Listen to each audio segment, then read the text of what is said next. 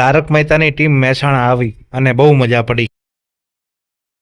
હર હર મહાદેવ, જય ચેહરભાઈ, જય જહુમાં. આજે મોડું થઈ ગયું છે ઉઠવામાં. ફિલહાલ નાહી ધોઈને તૈયાર થઈ ગયા છે અને આજે ફટાફટ ચા નાસ્તો બી પતાવી દીધો, માતાજીની આરાધના પણ પતાવી દીધી અને હવે નીકળીએ છીએ ઓફિસ જવા માટે, કેમ કે ઓલરેડી લેટ થઈ ગયું છે અને કન્ટિન્યુ બ્લોગ આપણે અપલોડ કરવાનો ટાઈમ છે એ જળવાઈ રહે એના માટે થઈને જ આપણે કોશિશ કરીએ છીએ કે એવરીડે કંઈક નવું બતાવવાની કોશિશ કરીએ. તો ચલો આજના દિવસમાં શું નવું બતાવી શકીએ છીએ, તો જઈએ ઓફિસ. જો નિકોલભાઈ પાર્સલ લઈ અને હવે ભાઈ શીખવાડેલો છે ચી રીતનું કામ કરવું હોય, ચી રીતનું કામ ના કરવું હોય. જો અને આપણી ગાડી આ તો ઓયકણ પાર્ક કરી, કેમ કે બાઇક બધા ઓયકણ પડ્યા હતા એટલા માટે. તો હેડો ઓફિસ ખોલીએ અને કામકાજ આપણે ચાલુ કરીએ. મિત્રો જો ટિફિન આવી ગયું છે આપણું. આજે છે ને ભીંડી દહીંનું સોરી મને ખબર નથી શું છે, પણ ભીંડી અને દહીંનું કોમ્બિનેશન છે. પછી કાબુલી ચણા, ચાવલ, દાળ અને રોટલી. અને જુઓ અત્યારે જો સ્ટોક ચાલુ છે જોવાનું, કેમ કે જે ચેનલ આપણે ચાલુ કરવાની છે તો એ ચેનલ આપણે એના માટે મોટિવેશનની થોડી જરૂર છે, તો એ લઈ રહ્યા છીએ જમતા જમતા. એટલે બે કામ ચાલુ છે અત્યારે. તો ચલો ફટાફટ જમી લઈએ. અને રોટલી પણ આવી છે સરસ મજાની. આજે થોડું ઠંડુ છે જમવાનું, પણ સારું છે, મજા આવે એવું છે. તો ચાલો જમી લઈએ. મસ્ત વરસાદ ચાલુ છે, જોઈ લો, તમને કદાચ દેખાતો નહીં હોય. વરસાદ ચાલુ છે ને એક બાજુ વૈકણ આપણે ચોલાફળીની મોજ અમારા ઝાલા સાહેબ તરફથી જો સરસ મજાની ગ્રીન ચટણી અને આ જો ચોળાફળી આ પેનું છે એટલે તમને લાગશે વરસાદ આવેલો છે. અને મારા ભાઈ ઝાલાને ખૂબ ભાવે હો ચોળાફળી, ખૂબ મોજની મજા કરે છે. તો ચલો આપણે થોડી ઠાડકાવા ચોળાફળી અને ચોળાફળી થઈને પછી આપણે મળીએ. બ્લોગ જ ચાલુ ન કરશો. તો મિત્રો આપણું પાર્સલ આવી ગયું છે જુઓ. અને આ બે જણા નાસ્તો કરવા બેઠા. બે ઓગળી બતાવી દેજે, પહેલાં બ્લોગનું શૂટ થતો છે.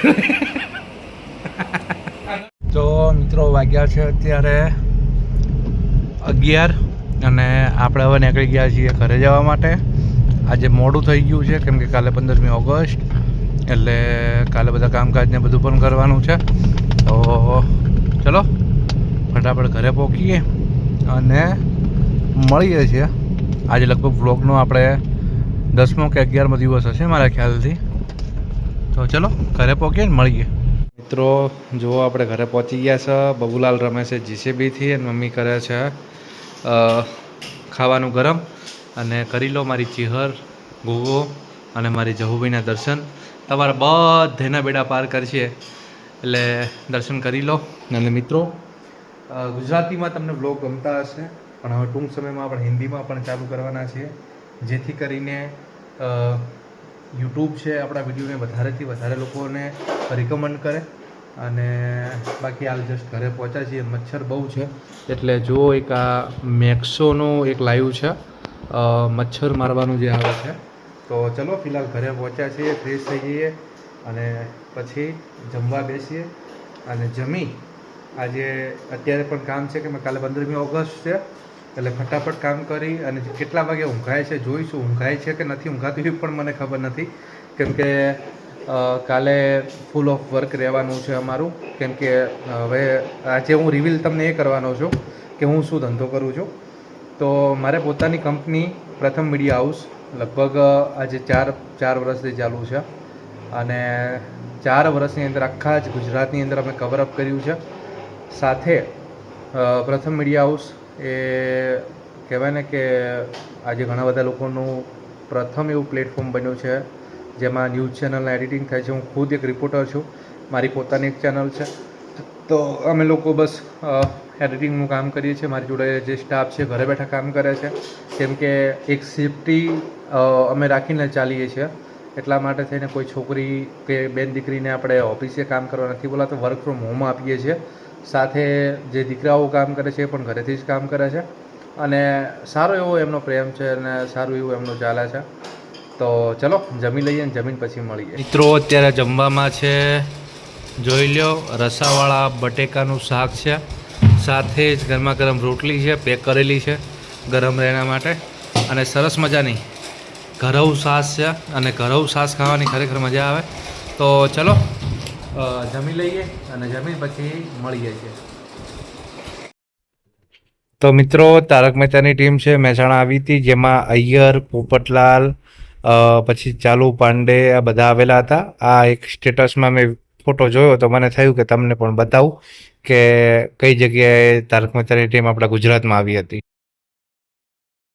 તો મિત્રો, મસ્ત આપણે જમી લીધું છે અને જમ્યા બાદ હવે મતલબ આજનો બ્લોગ એટલો બધો કંઈ શૂટ થયો નથી, જેટલું પણ કવર થયું હતું મેં કર્યું છે. પણ મારે એક વાત એ કરવી છે કે મારા જેવા ઘણા બધા એવા લોકો છે કે જે કહેવાય ને કે આમ સ્ટાર્ટઅપ જ નથી કરતા અને ડાયરેક્ટ સક્સેસનો વિષય લઈને બેસી જાય છે કે હું ચાલુ કરીશ, સક્સેસ થઈશ કે નહીં થવું. ચેનલ બનાવ્યા પછી 10 કે 15 દિવસ વિડીયો નાખે અને વ્યૂ નથી મળતા અને પછી પાછા પડી જાય છે. તો એ લોકોને મારે વાત કહેવી છે કે હું છેલ્લા 9 વર્ષથી સોશિયલ મીડિયા ઉપર કામ કરું છું. આઈ થિંક 2017થી યુટ્યુબ 2017થી હું ઉપયોગ કરું છું. 10થી પણ વધારે ચેનલો બનાવી, અનેક ચેનલો ઉપર મેં કામ કર્યું, અનેક ચેનલો ચાલુ કરી, બંધ કરી, ચાલુ કરી, બંધ કરી, અનસક્સેસ રહ્યો. છતાં પણ આજે બ્લોગની ચેનલ ચાલુ કરીને બેઠો છું. એની સાથે સાથે બીજી 2 ચેનલો પણ મેં સ્ટાર્ટઅપ કર્યું છે, જે હજુ હું એનું મતલબ કહેવાય ને કે એના અંદર છે ને મેં હજુ વિડીયો અપલોડ નથી કર્યો, પણ ટૂંક સમયની અંદર હું વિડીયો અપલોડ કરીશ. કેમ કે એક બેકઅપ રાખવા માટે થઈને જ મને એવું થયું કે હું 30 વિડીયો બનાવી ત્યાર પછી હું એના અંદર વિડીયો અપલોડ કરીશ. તો મિત્રો, મારો કહેવાનો ભાવ એટલો જ છે કે આપણે લોકો ક્યારે શરૂઆત જ નહીં કરીએ અને શરૂઆત કર્યા પછી 10 કે 15 દિવસની અંદર જ આપણે આપણી ચેનલને ક્લોઝ કરી દઈશું તો પછી સક્સેસ ક્યારેય નથી થવાના. ગમે એટલી ચેનલ ખોલી લઈએ અને કહેવાય ને કે જે વસ્તુ તમને ફાવે છે એ વસ્તુ ઉપર તમે ચેનલ બનાવો તો તમને કદાચ જલ્દી સક્સેસ મળશે. સક્સેસ ક્યારેય જોકે લાઈફમાં મળતી જ નથી, કેમ કે તમે જેટલી પણ મહેનત કરો ને એટલે તમને એ ઓછી જ લાગશે અને એ તમે સક્સેસ સુધી ક્યારેય પહોંચી જ નહીં શકો. કેમ કે જેમ આપણને કહેવાય ને કે જીવનની અંદર સક્સેસ મળતી જાય ને એટલે એમાં આપણી જરૂરિયાતો વધતી જાય છે. એટલે એટલા માટે આપણને હંમેશા કહેવાય ને કે મળે એનાથી વધારે આશા રાખીએ એટલે હંમેશા નિરાશ થવાનો વારો આવે છે. તો મિત્રો, જીવનમાં એવું ન કરવું જોઈએ, કેમ કે શરૂઆત કરશું તો એક દિવસ તો આપણો દિવસ આવવાનો જ છે. એક દિવસ કદાચ વિડીયો વાયરલ થશે અને એના પછી કદાચ તમારા દિવસો બદલાશે, પરંતુ એના માટે શરૂઆત કરવી જરૂરી છે. અને મને તો 9 વર્ષનો અનુભવ છે, એટલે 9 વર્ષની અંદર મેં કેટલીય ચેનલો બનાવી છે, કોમેડીથી લઈ મ્યુઝિકની channel, comedy channel, news channel, information channel, share માર્કેટની ચેનલ, બધામાં સક્સેસ રહ્યો છું. પણ આજે પણ તમારી સાથે ઊભો છું, આમને સામને વાત કરી રહ્યો છું. એવરી ડે હું વ્લોગ વિડીયો અપલોડ કરું છું, એક પણ દિવસ ચૂક્યા વગર. અને મારા જીવનમાં પહેલાં છે ને પ્રોબ્લેમ આવતી એટલે હું વિડીયો બનાવવાનું બંધ કરી દીધો કે ભાઈ પ્રોબ્લેમ આવે છે એટલે આપણે વિડીયો નથી બનાવવા, અથવા તો માઇન્ડ કામ ના કરે કે કંઈ શૂટ કરવાનો ટાઈમ ના મળે. પણ આજની તારીખમાં લગભગ મેં 7 એવા વિડીયો અપલોડ કર્યા છે, પરંતુ એ 7 વિડીયોની અંદર મેં એક પણ દિવસ ગેપ નથી પાડી. એનું કારણ છે કે મેં 365 દિવસનો ચેલેન્જ લીધેલો છે મારી જાત સાથે કે હું 365 દિવસ રોજ રેગ્યુલર વિડીયો અપલોડ કરીશ. અને આજે 8મો દિવસ જે તમે મારો વ્લોગ જોશો એટલે કદાચ 8મો વ્લોગ મારો આવેલો છે. અને હવે પછી હું કદાચ હિન્દીમાં બનાવવાનો પ્રયત્ન કરવા માગું છું, જેથી કરીને શું છે કે હિન્દીમાં ગુજરાત સાથે એ પણ લોકો જુએ જેમને મનોરંજન મળી રહે, મોટિવેશનલ મળી રહે. અને એમાં ઘણા બધા લોકો વ્લોગ બનાવે છે, પરંતુ મેં એ વિચારથી ચાલુ કર્યું છે કે ભાઈ હું વ્લોગ સાથે મોટિવેશનલ પણ તમને આપું. કેમ કે મોટિવેશન છે ને માણસને મજબૂત બનાવે છે. કંઈક આગળ કરવા માટે એને કહેવાય ને કે એક સાહસિક જીવન એને કઈ રીતનું બનાવવું ને એના માટે મારી વાતો કદાચ પ્રેરણારૂપ બને ને કોઈનું જીવન સુધરે તો એ મારા માટે બહુ મોટી વસ્તુ છે. તો બસ જીવનમાં શરૂઆત કરો, સક્સેસની ક્યારેય પરવા ન કરો. કદાચ 3 ઇડિયટ મૂવી તમે જોયું હશે તો એની અંદર તમને છે ને એક ડાયલોગ બતાવતો હશે. એક ડાયલોગ વારંવાર છે ને આમિર ખાન બોલે છે કે સક્સેસની પાછળ ક્યારેય ન ભાગો. કંઈક એવું કરી બતાવો કે સક્સેસ જખ મરાઈને તમારી પાછળ આવે. એટલે આપણે પણ એવું જ કરવાનું છે કે સક્સેસ પાછળ ભાગ્યા વગર મહેનત ઉપર ભાર આપવાનો છે. ભાર આપ્યા બાદ તમારી મહેનત હશે, તમારી સાચી લગન હશે અને આમ દિલથી મહેનત કરી છે ને તમે તો 100% તમારા જીવનમાં તમને સક્સેસ મળશે. એમાં કોઈ નિષ્પક્ષ નથી. અને આઈ હોપ કે તમને મારો આજનો બ્લોગ ગમ્યો હશે, મારા બ્લોગની અંદર તમને મજા આવતી હશે. અને તમને મારા બ્લોગની અંદર કંઈ ખામી લાગે છે તો મને કોમેન્ટ કરજો.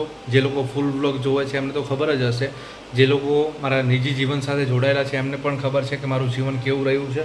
તો મિત્રો બસ સક્સેસ પાછળ ન ભાગતા, જીવનમાં કામયાબ બનજો.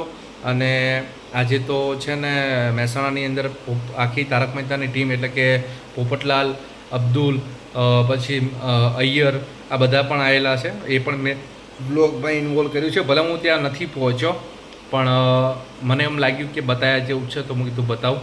તો મિત્રો બસ આ મારા જીવનની વાત હતી, મારા જીવનની મતલબ તમને કદાચ ગમી હશે.